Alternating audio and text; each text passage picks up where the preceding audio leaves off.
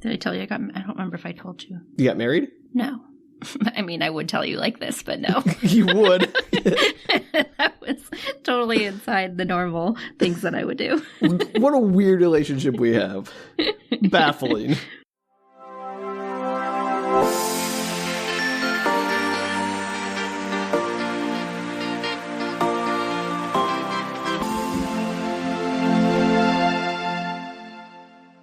Hello and welcome to Book Reshorts. I'm Sam. I'm Danielle. And welcome to our annual Thankening. Woo! Hurrah! We love to be thankful. Yes. We need a little time and we need a little energy, and Thankening's a great way to do that. Yes. Yes. The Revengening of the Thankening. Thank you, Danielle. I was hoping you would say that. I was waiting for you to say it. No, I was going to make you say your brilliant suggestion. It's a great title. Absolutely. I don't take it back. No takes it backsies. I didn't say take it back. I wanted you to be the one to express it as your baby. So we're doing something a little different this year. Instead of doing a number of thankers between us, we're doing one big thanker, a mega thanker, a super thanker, whatever you want to call it. We are going to think back to our times past and remember the media from our childhood that we are thankful we encountered at that particular time. That's a nice way of saying that you forgot that we did questions for the Thankening. I mean, does it matter one way or the other? I trusted Sam and I shouldn't have, everybody. I mean, yeah, you didn't really contribute anything that either, to be fair. You said, let me check. And we were quiet for a while. And I thought you were checking to see what we did in past Thankenings. And then you just came back and said, let's do childhood media. I was just checking what we listed as what we covered as our topics. I didn't check really. Yeah. So, you know. It's not thorough enough checking. Look, Danielle, this is not all my show. You got to be a participant, too. You get to put everything on me. You seem to be on top of it. Well, that's a mistake on your end, assuming that. Well, Sam's got this covered. That's, a good way to... and checked. I thought you were checking more thoroughly. Oh, Danielle, you sweet summer child. This is all on you for not double checking. You know I can't remember things. Why would you think that I would remember what we did for all the Thankenings? I know you can't remember things, so I thought you would check. Yeah.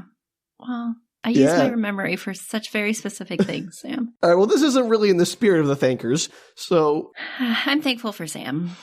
Good, thank you, Danielle. I'm thankful for you, too, I suppose. That came out of left field. I was trying to get back into the spirit of the the revengening of the Thankening. Okay, the sarcasm was unnecessary, but... You added it, I suppose. I did not. I just flat out said it. I was just surprised. Anyway, so would you like to share your media first, Danielle? All of my media or just one of my Just medias? one at a time. We'll take turns. So we're doing childhood medias, things we are thankful for from our childhood, correct? Yep. Okay. My first one, to the surprise of absolutely nobody. You know what? Actually, let me go back. I'm not doing... We've already covered some of my very thankful childhood media on this podcast, such as the Hardy Boys and Nancy Drew and Madeline Lingle. So I'm skipping all of those, which, just for the record, I'm very thankful for. You could count them. You could do like A Wrinkle in Time if you wanted to. That was you did the Arm with the Starfish, which is a whole other thing. Right, but I'm not thankful for Wrinkle in Time. I'm glad it exists in the world, but that is not the one I would be thankful for. Regardless, that's not what I'm doing. Oh, shade throwing, shots fired at A Wrinkle in Time. I love Wrinkle in Time. It's just not the one that impacted me as a child. Anyway, I'm not talking about Madeline Lingle. That's not what we're doing here. Oh, we just did. Though I am thankful that all of her books exist, I am instead doing something adjacent to Madeline Lingle. Yep. With Tamara Pierce. Yep. Yeah. You knew that was coming, Sam. I did. I told you could guess mine. You sent me those books. They were fun. They're fun books. And I was first introduced to Tamara Pierce, I think maybe my parents bought me one, or I got it at a bookstore or something. And it was the Circle of Magic series, which is these 4 young mages with different powers, and they come together and they, have their growing pains arc, and they learn magic, and they save young the adult world or fantasy whatever. Stuff, yeah. Yeah, your usual stuff, which isn't even my favorite of her series. It's just that was the first one I was introduced to, and I was kind of obsessed about them at the time. Mm-hmm. And in retrospect, it was probably one of the first, or if not the first, fantasy books that I ever read, and definitely the first one with a female protagonist. One of a female, I mean, there's multiple. There's also a male protagonist, but it had female protagonists in it, and so that kind of launched me into the Tamara Pierce books, and then went on to read the Immortals series, Protected Small, Song of the Lioness, all of her books. And she's Name got them all lots right more. now. You're not a real No. fan if you can't name all her books. I totally went into this deep dive this morning, and I was like on her website, and there's like new books that had come out, and I was like, oh my gosh, should I put one on hold at the library? And I'm really excited. Like, That's great. it was I'm a real excited for problem you. this morning. I was like Wikipediaing. So that was fun. That is my throwback to how I got started in fantasy. Tamara All right. Pierce. And so you're thankful that you get introduced to fantasy. You're not regretful. I am not regretful. She's a great Good. author, and I would definitely recommend her even as an adult. I think I should read more of her her books. stuff ages well. Yeah. Yeah, I should definitely check out some more of her books. I remember to do was it the Alana books, right? That's Song of the Lioness. Yeah. Yeah. You mentioned those. I should get to those. And I think you read The Immortals. I think you did. You sent me that quadrilogy, or at least you started me on that quadrilogy. Yeah. That's a good one where she talks to animals. I was think always so. torn between The Immortals and Protector of the Small as my favorite of her series. I could never, depending on my mood. Fair enough. I'll have to read all of them. Ooh, Oh, you what a could. terrible fate. I might have to reread. That got me like deep diving into it. Yeah, they're quick. They're nice. So, All right. There you go. Thank you, Danielle. You're welcome. I'm going to change tacks here quite dramatically. Excellent. That's what I was expecting from you. I'm going to mention a series I read when I was a kid that kind of like a lot of this media I'm going to talk about, I didn't fully understand until later, but I still felt the impact of it. And that is the Art Spiegelman graphic novel Mouse. Uh-huh. I don't know if you've read that or not. I have not read it, but I am aware of its existence and what it's about. Yeah, it's a very, very famous comic graphic novel that Art Spiegelman made about his father's time through the Holocaust and in concentration camps in Europe. So obviously a bit heavier than the fun fantasy you brought to the table. And yeah, I actually reread it recently, and it is still very impactful and still very visceral. And I don't know how I got a hands on it in my house, but I read it and it was just like, I was like, this is, like one of my first exposures to the horrors of humanity, which you might think I wouldn't be thankful for, but I was like, it's nice that it was done in a way where it was artful and thoughtful and not like bleak or, completely, he doesn't talk about, everything sucks. There's hope in there too and everything. So, and it was also, I think, my first graphic novel I read, which is also interesting. So there you go. That was a big choice for your first graphic novel. I didn't think I chose. It was like, this looks interesting. It was there. So, starting out strong, I guess, with Holocaust stories. Sent you down a road. Yeah. All right. Well, bring us back up with what's your second thing, Danielle? This is really hard. I have a really hard time picking media from my childhood. There was a lot of impactful media. These don't have to be the only or even the most important ones. Just 3 that you're thankful for. I know. So my second one, gosh, I thought this would be easiher. I thought you had these written down. You wrote notes. I know, but I wrote down like 7, Sam. You have a problem. There were several that were very impactful in my life. Okay. I'm going to go with the Roald Dahl books. Okay, which one specifically? Okay, so the first ones I ever heard, or I guess my teacher was reading them in school, was 2nd grade, and she read the BFG and the Twits. Okay. Odd choices, I suppose. Yeah, not BFG really, but the Twits is an odd one. Not his best work, in my opinion. I was not a huge fan of the Twits, I'll be honest. I'll agree. But it really stuck in my head. And I think because it's the way that he writes is very dark in a lot of ways. So I think the idea of this really dark children's media is interesting and really stuck with me. And specifically because Matilda is one of my favorite ones, but The Witches is what actually stuck in my head. The Witches is a story that gets into you because it's so creepy. It's a horror show. Also, unfortunately problematic, as we've learned, but, Absolutely, 100%. But the reason why... it sticks in my head. And the specifically the reason it stuck in my head my entire life, and to this day, I think the painting? Is the stupid painting with the one little goose story girl who gets stuck in the painting. It's because we had a goose girl painting in my home as a kid, and the idea that there was a person stuck in those paintings, I had a really active imagination. No surprise, I had a very active imagination as a child. Shocked, absolutely shocked.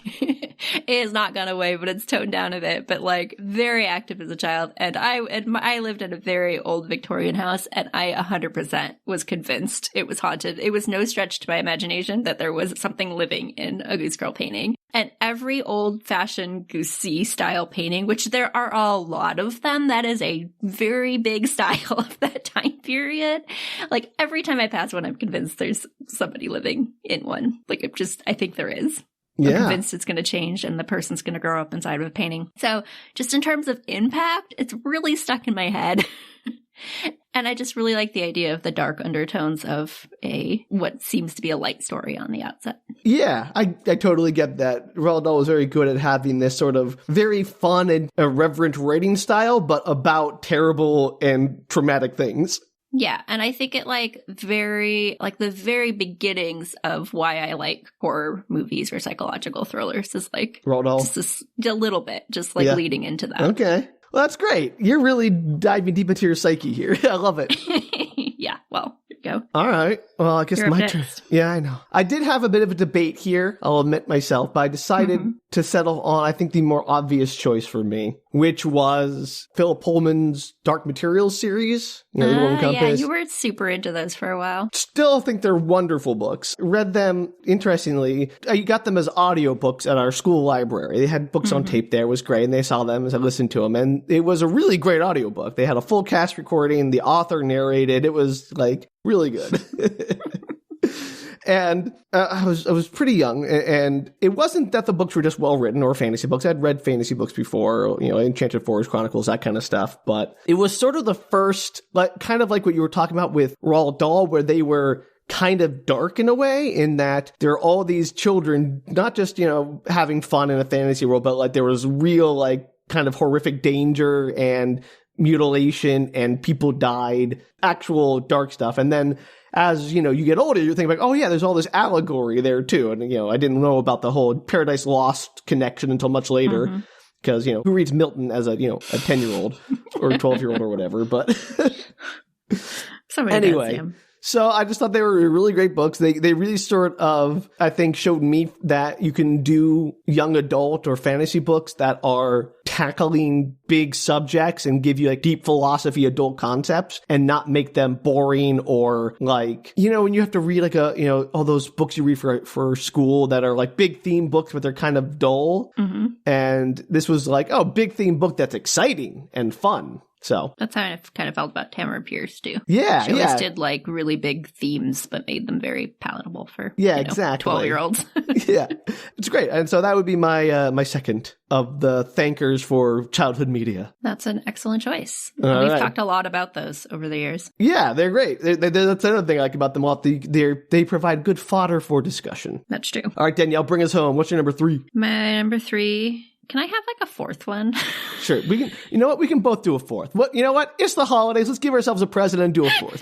Excellent. All right, so my number 3 then, because I just thought of it while we were talking. I would like to add it in there because it was deeply impactful into my childhood, is The Secret Garden by Frances Hodgson Burnett. Yeah, not surprised. I was like obsessed. I cannot tell you how much I was obsessed with this book. I don't know why. It hit me just at the right time. It was like this weird mystery magical thing where it's like she's living in this house and it's kind of a maze and she meets these people who kind of talk to animals and the mystery boy in the house and like mystery gardens. And you I do like love asked mysteries. I know, and I asked my parents if I could have like a piece of land to like, I don't even like Like a garden? plants, you guys. I'm like, I cannot keep plants alive, but like I was obsessed with the idea of the secret garden. And like it lives rent free in my head so much. Like just, Awesome. I think about the secret garden quite a lot in my life. I don't know why it was so impactful.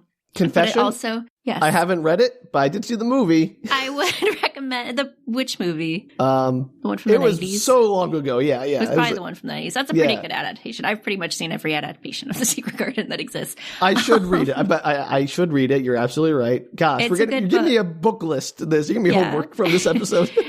And I also think it's like from that time period, it's one of the reasons I read a lot of books from that time period. a little bit later in life, was because I liked the tone of that book and the time period of that book. So anyway, that was very impactful for some reason. I don't know. Some books just hit you at the right time. All right. So I guess me for my third option. Almost final. Yeah. No, my would have been final. And I'm going with Star Trek, actually. The original? No, I actually probably Next Generation or Voyager would be the era I'm talking about. I didn't even think of that. That's a really good one. Yeah. Next Generation was very pivotal in my childhood. Well, that's the thing. Like, I've never been like a Trekkie, like a massive, super fan or anything, but I've always enjoyed them. And our family used to watch it together. We'd, gather around especially when like Voyager started coming out, we'd watch it together. And I remember being terrified of some episodes, like absolutely like, oh, that was terrible. And then rewatch them as an adult, like that is terrible CGI and very good. I love it. But again, it's another piece of media that I felt was very exciting and fun.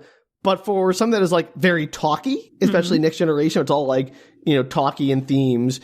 It's still fun and accessible, and it gives you all those adult ideas and teaches you about humanity and all that kind of like philosophy and optimism. And I felt that was really important to have that, and it was kind of nice. So I'm going with that for my third option. That was a good choice. Yeah. I didn't even think of that. I have a lot of memories surrounding that. We used to we would visit my uncle in Washington, D.C. and Virginia, but we'd go into D.C. a lot. And he was obsessed. He was a huge Trekkie, and we would watch it all. It was like constantly on reruns. Do you remember when it was just always on reruns? Find an episode on there, whatever. It was they syndicated the heck out of it. Yeah. It was always on TV. That's like my entire TV memory of being at his house is watching Star Trek Next Generation, and then we would go out to the pool at his apartment complex and like hang out at the pool. That's my entire memory. That's great. That's a good time. It was always on TV. And to this day, I'm still like watching Star Trek with friends. We'll have like, oh, you haven't seen Voyager, I haven't seen DS9. Let's do a prisoner exchange of Star Treks kind of thing, or we'll I need to watch DS9. I haven't seen DS9. Yeah, exactly. See, there's still always more Star Trek to watch. Always. Great. Well, Danielle, what is your improvised fourth option? I'm gonna do a tie because they're both come on. TV. They're both TV shows. They're both TV shows. You're sneaking in 6, aren't you? I have actually a backup option too, but no, what I'm actually going to pick is Batman, the animated series. Great series. Absolutely stellar. Absolutely the best version of Batman. You can fight me on it. I don't care. No question. Nolan did a good job, but nothing as good as that. Yeah, it's great. And I watched it with my dad, so I have really fond memories of watching it as a kid. But it's also like the only reason I watch superhero movies as an adult is because I watched a whole ton of Batman the Animated Series. We own them. I watched them all. I've seen them a million times. Like, it is the definitive Joker for me. The casting is perfect. 100%. The black paper they drew everything on. Yeah, it's just an amazing rendition of Batman. And then, which leads me to the other thing that was impactful, but not impactful in a Batman sort of way, which is actually Rugrats. Rugrats was kind of weird. Yeah. It was real weird. Yeah. It just lives in my brain a little bit because it was just so strange. And this is how I learned about like Passover and Hanukkah was through Rugrats as a child. Most people did, which is the weird thing. Like, you talk to people of a certain age, you're like, my first exposure to Jewish traditions was Rugrats. You're like, well, there are worse ways, I suppose. It was like before I was, old enough to meet other people who were Jewish. But at the time, this was like the only thing I had heard about. And I was also just like a weird thing to exist. It was kind of all those weird, gross cartoons they had for a long time in the 90s for children. Yeah, but I didn't really like them as much. And Rugrats was not really gross, but still had the same kind of vibe as them. Right, had that art style, that kind of messy, like people had lumpy heads and everything was kind of like just off. So Rugrats, another thing that I just think about a lot more than is normal. Sure, why not? That's a good answer. All right. Yeah, thanks. So you got a twofer in there, Danielle. You just couldn't make up your mind. Yeah, told you. I have another one, but I won't put it in there. It's fine. All right. Well, I guess I'll have to think of a fourth one, and I'm going to go with the Never-Ending Story book. Michael Ed. The book version. Yeah. That's. I don't think I saw the movie first, and really? I don't think I've ever even seen the movie all the way through. I'll be honest. I read the book. Like college, maybe. It was much later. No, I read it definitely as a younger person. And for one, it's probably the first German book I've ever read. And that's, something in terms of theme. But I also remember that it was just such a imaginative book. And so richly, like the world building, it was very rich and like a fantasy world where you're like, okay, here's your wizards and your stuff like that. But it was just like everything in there was so unique and like, yeah, I hadn't seen that before, but it was all told in a way that made it all like sort of fit together. Mm-hmm. And all the themes of like the old world gets like destroyed and then rebuilt by Bastian when he goes into the, you know, the world there and is like creating these things, all his wishes, and all the little clever touches like the dual color printing or the illuminated letters at the beginning of every chapter that went in alphabetical order through the whole book, like all those sort of clever things. It was just like a very, like, I appreciated the craft of that book a lot. And of course, the story was very interesting, and the themes of imagination and childhood wonder and all that kind of stuff are also very interesting. How old were you when you saw the movie? I don't think I've ever seen the whole movie. You've never seen the whole movie? I mean, if I did, I don't remember. I was either too young to remember it. I just absorbed it through the zeitgeist or something. Because I know scenes of it, but I don't know if I've seen the whole thing. That's fascinating. I mean, I may have when I was like, 3 or 4, but I don't remember it in any way from that, like in any coherent way. Interesting. Neverending Story always reminds me of Labyrinth. I think I watched them around the same time. Labyrinth, also very impactful in many people's lives. We're not going to get to that.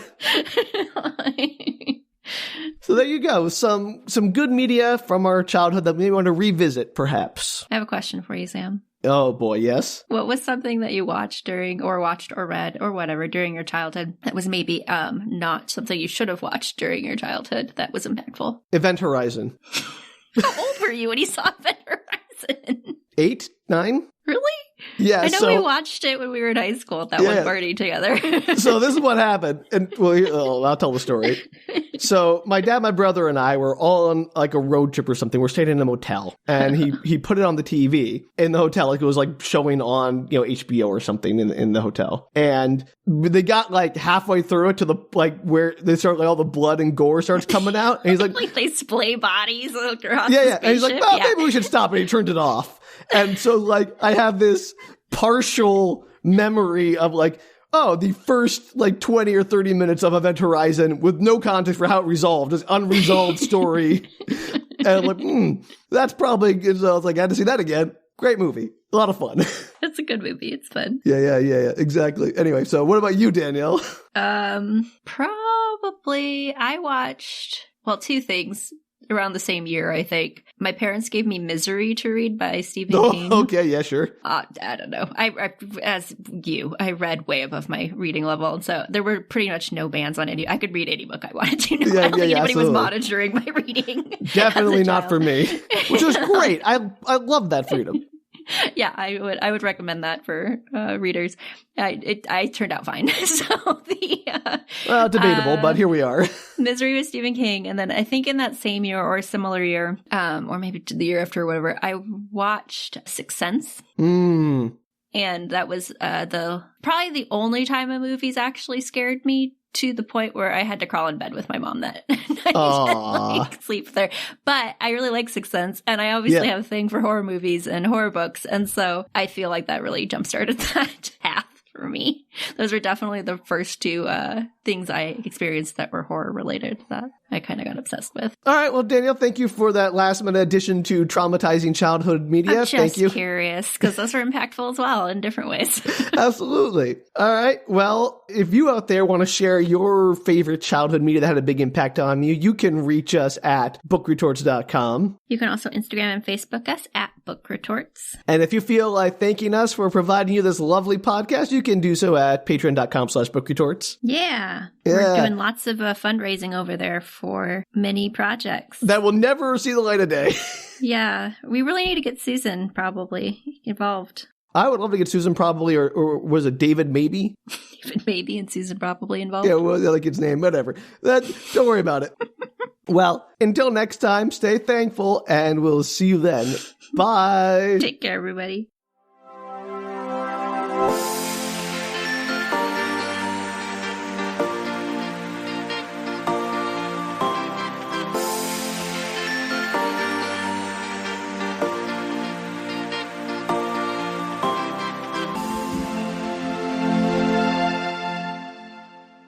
We have to have a name. Is this the 3rd one? 4th one. 4th one. So the Thankening 4, Rise of Skywalker? No.